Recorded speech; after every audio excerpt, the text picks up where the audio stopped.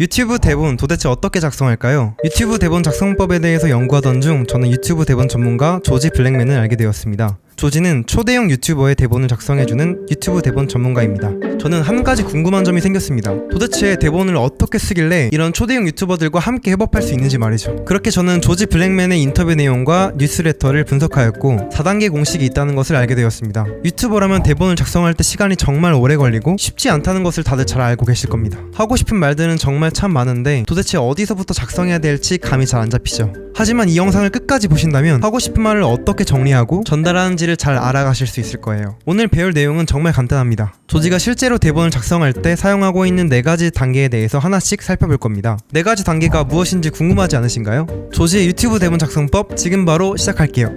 조지는 대본을 작성하기 전에 가장 먼저 해야 되는 게 있다고 강조했는데요. 바로 어떤 사람을 위한 영상인지 이해하는 거예요. 쉽게 말해서 목표 시청자를 구체적으로 설정해야 돼요. 내가 만드는 영상을 누가 볼지, 그 사람은 어떤 사람일지 상상해 보는 거죠. 목표 시청자를 설정하면 대본 작성 시간을 정말 많이 줄일 수 있는데요. 대본을 작성하다 보면 이 내용도 넣을까 저 내용도 넣을까 하는 고민이 정말 많아지는데 목표 시청자가 명확해지면 선택할 때 기준점이 생겨서 더 빠르게 대본을 작성할 수 있어요. 그렇다면 실제로 어떻게 하면 목표 시청자를 설정할 수 있을까요? 목표 시청자를 설정할 때는 그 사람이 어떤 고민이 있는지 떠올려보면 좋아요. 예를 들어서 지금 시청 중인 이 영상 같은 경우에는 하고 싶은 말은 많은데 이 내용들을 어떻게 대본으로 적는지 어려워하는 유튜버라고 설정했어요. 이렇게 하면 목표 시청자의 문제를 정확히 해결해주기 때문에 만족도가 높아질 거예요. 그리고 채널에 달린 댓글들을 꼼꼼히 분석해보고 유튜브 스튜디오에 나와있는 데이터들을 한번 활용해보세요. 시청자들이 주로 언제 보는지 어떤 나이대인지를 보면서 나의 목표 시청자를 상상해볼 수도 있어요. 결국 목표 시청자는 가상의 인물을 설정하는 거예요. 목표 시청자가 구체적일수록 대본 작성에 분명히 큰 도움이 될 겁니다. 자, 목표 시청자를 설정했다면 아까 말했던 4단계 내용을 하나씩 살펴볼게요. 그럼 가장 먼저 해야 되는 건 무엇일까요? 바로 예술가의 모자를 쓰는 거예요. 예술가 모자? 저도 처음에 이게 무슨 말인가 했었는데 바로 이해할 수 있었어요. 조지는 첫 번째 단계에서 예술가가 되라고 말합니다. 이제는 예술가의 모자를 쓰고 자유로운 예술가처럼 떠오르는 아이디어들을 모두 적어보는 거죠. 이때 정말 중요한 건 논리적인 순서는 전혀 신경 쓰지 않는 거예요. 이 단계에서는 예술가처럼 제한 없이 창의성을 마음껏 발휘하는 거예요. 이렇게 하면 나중에 구조를 잡는 단계에서 풍부한 재료들을 가지고 더 좋은 영상을 만들 수 있어요. 아이디어가 떠오르지 않는다면 이미 올라온 관련 유튜브 영상들의 댓글을 찾아보는 것도 도움이 돼요. 내가 만들려는 영상과 비슷한 콘텐츠를 검색해서 댓글들을 살펴보면 사람들이 자주 언급하는 내용이나 반응을 알 수 있거든요. 시청자가 만족했던 내용들을 찾아보면서 대본에 추가해보세요. 근데 모든 아이디어들을 적어도 되지만 사실 이것과의 연관성을 생각하면서 작성하면 더 큰 도움이 되는데요. 바로 그랜드 페이오프, 즉 최종 보상이에요. 즉 영상 끝에서 시청자가 얻게 될 것이 무엇인지 먼저 정하는 거죠. 예를 들어서 지금 여러분이 시청하고 이 영상 같은 경우에는 하고 싶은 말들을 어떻게 대본으로 풀어낼 수 있는 구체적인 방법으로 그랜드 페이오프를 설정했어요. 여러분이 이 영상을 시청하면 이런 것들을 얻어갈 수 있다를 먼저 정하고 대본을 작성하는 거죠. 아마 지금까지 시청하고 계신 여러분도 하고 싶은 말을 어떻게 대본으로 작성할 수 있는지 그게 궁금해서 지금까지 시청하고 계실 거예요. 이게 바로 그랜드 페이오프, 그러니까 최종 보상이에요. 예술가 단계에서 가장 먼저 최종 보상을 정하고 떠오르는 모든 아이디어들을 적어냈습니다. 아이디어들을 모두 적어내긴 했는데 정보들이 여기저기 흩어져 있고 정리가 잘 안 된 것 같지 않나요? 이제 저희는 건축가 모자를 써야 합니다. 이제는 예술가에서 건축가가 되는 거죠. 건축가 단계는 예술가 단계에서 쏟아낸 아이디어들을 구조화하는 단계예요. 건축가처럼 구조, 그러니까 대본의 뼈대를 잡는 단계라고 생각하시면 돼요.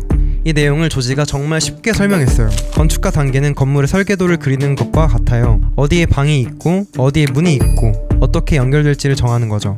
아직 벽지나 가구는 생각하지 마세요. 조지는 건축가 단계에서 세부적인 내용보다는 전체적인 흐름을 보라고 강조합니다. 그러면 건축가 단계에서는 어떤 것부터 하면 될까요? 가장 먼저 해야 될 거는 아이디어들을 선별하는 거예요.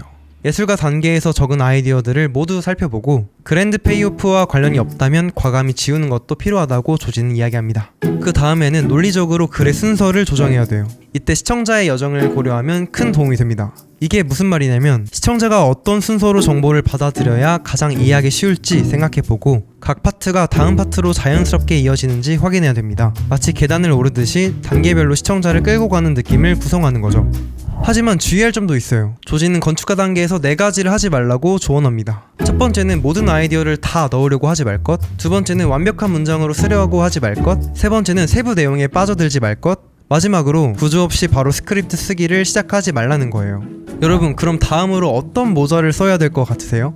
건축가 단계에서 전체적인 뼈대를 잡고 영상의 흐름을 설계하는 데 집중했습니다. 이제는 제대로 잡혀진 뼈대에 살을 좀 붙여줘야 될 것 같지 않나요? 세 번째는 작가 단계입니다. 건축가 단계에서 만든 구조를 실제 문장으로 채워가는 단계인 거죠. 뼈대를 잡았다면 이제는 좀 살을 붙여줘야 돼요. 여기서 가장 중요한 원칙은 구어체로 쓰는 거예요. 딱딱한 문어체 스타일은 피해야 한다고 조지는 이야기했습니다. 그리고 저도 이 부분이 정말 중요하다고 생각하는데요. 반드시 입으로 소리내어 읽으면서 작성하는 거예요. 글로 쓴 건 괜찮아 보이지만 소리내어 읽다 보면 정말 부자연스럽고 이상할 때가 참 많거든요. 이렇게 전체 대본에서 어색한 문장을 하나씩 수정해 나갑니다. 그리고 조지는 작가 단계에서 이 4가지를 항상 확인한다고 이야기했습니다.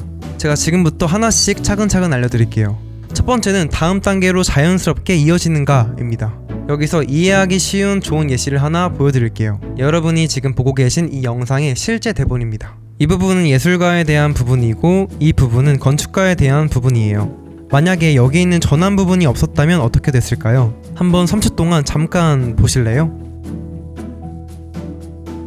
예술가에 대한 내용 툭, 건축가에 대한 내용 툭, 뭔가 자연스럽게 연결되는 느낌이 들지는 않았을 거예요. 이때는 저처럼 질문을 하면서 호기심을 유발해보세요. 그럼 시청자는 다음 내용이 궁금해지게 되고 내용이 더 자연스럽게 이어질 거예요.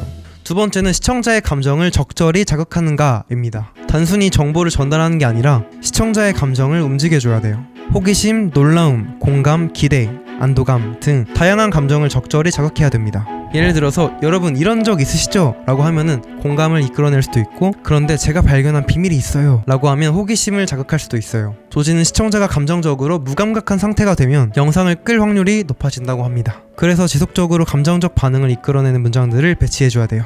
세 번째는 필요한 정보가 포함되어 있는가입니다. 감정만 자극하고 실제로 가치 있는 정보가 없으면 말이 안 되겠죠. 시청자가 이거 유용하다, 정말 나 몰랐던 건데? 라고 느낄 수 있는 실질적인 내용이 담겨 있어야 돼요. 저도 지난 영상을 분석하면서 느꼈던 건데, 누구든지 아는 내용을 말하면 시청자가 바로 이탈한다는 것을 알게 됐어요. 네 번째는 그랜드 페이오프에 한 걸음 더 가까워지는가입니다. 한 문장이 영상의 최종 목표인 그랜드 페이오프에 조금씩 가까워지고 있는지를 확인하는 거예요. 예를 들어서 그랜드 페이오프가 초보자도 쉽게 유튜브 제목 만드는 방법이라면 모든 문장이 그 목표를 향해서 조금씩 나아가야 돼요. 만약에 너무 오랫동안 관련 없는 내용이 나온다면 이탈할 확률이 높아질 거예요. 작가 단계에서 이 4가지 체크리스트를 확인하면서 마치 소설을 읽듯이 시청자가 자연스럽게 몰입할 수 있는 대본을 작성했습니다. 이제 대본이 모두 작성된 것 같지만 딱 한 가지가 빠졌습니다. 마지막으로 이 대본에 특별한 마법 가루를 뿌려줘야 되거든요. 조지는 마지막 4번째 단계에서 마법사의 모자를 쓰라고 강조합니다. 이제 마지막으로 대본에 신기한 마법을 걸어보겠습니다. 조지의 마지막 단계인 마법사 단계는 시청자 유지에 집중하는 단계예요. 시청자가 이탈하지 않고 영상을 끝까지 보게 만드는 게 목표인 거죠. 이 단계에서는 실제로 마법을 부리는 것처럼 시청자의 관심을 놓치지 않게 하는 게 포인트입니다. 마법사 단계는 총 3가지 단계로 나눠서 볼 수 있습니다. 가장 먼저 해야 되는 일은 아하 모먼트를 찾는 거예요. 스크립트 전체를 읽다 보면 시청자가 오! 라고 반응할 만한 순간들이 있을 거예요. 그걸 아하 모먼트라고 해요. 이 아하 모먼트를 찾아가지고 표시를 해주는 거죠. 새로운 걸 배웠다고 느낄 수 있는 지점들, 깨달음을 주는 부분들, 놀라운 정보가 나오는 순간들을 표시해야 됩니다. 두 번째로는 관심 이탈 지점을 찾아야 돼요. 아하 모먼트 사이에 큰 공백이 있는 부분을 시각적으로 확인하는 거예요. 시청자가 관심을 잃을 수 있는 구간, 그러니까 지루하다고 생각할 만한 부분을 파악해야 돼요. 이런 구간이 너무 길어지면 시청자가 영상을 끄거나 다른 곳으로 넘어갈 위험이 커지거든요. 마지막으로는 스크립트를 조정하는 작업이에요. 지루한 구간을 줄이기 위해서 스크립트를 수정할 수도 있고, 시청자가 지속적으로 뭔가 의미 있는 것을 배우거나 느낄 수 있도록 내용을 조정합니다. 그러니까 시청자의 감정과 관심을 자극하는 요소를 사이사이에 배치하는 거죠. 조지는 이에 대해서 실제로 이렇게 설명했어요. 아하 모먼트를 표시하는 것은 시청자의 관심을 잃을 수 있는 지점을 시각적으로 명확하게 보여줍니다. 이 순간들에 집중함으로써 시청자가 뭔가 중요한 것을 배우거나 느끼지 못하는 큰 공백이 없도록 스크립트를 조정할 수 있습니다. 결국에 마법사 단계는 시청자가 영상에 완전히 몰입하고 끝까지 시청하도록 만드는 마법을 부리는 단계인 거죠. 여러분, 근데 제가 중간에 보여드렸던 이런 대본들 있잖아요. 이런 대본 혹시 어떻게 만드는지 궁금하지 않으신가요? 다음 영상에서는 제가 실제로 작성한 유튜브 대본을 함께 살펴보는 작업을 해볼게요. 만약에 다음 영상을 보신다면 앞으로 대본을 정말 쉽고 빠르게 작성하실 수 있을 거예요. 다음 영상을 놓치고 싶지 않으시다면 좋아요 버튼과 구독 버튼 꼭 눌러주시면 감사하겠습니다. 그러면 다음 영상에서 뵙겠습니다. 감사합니다.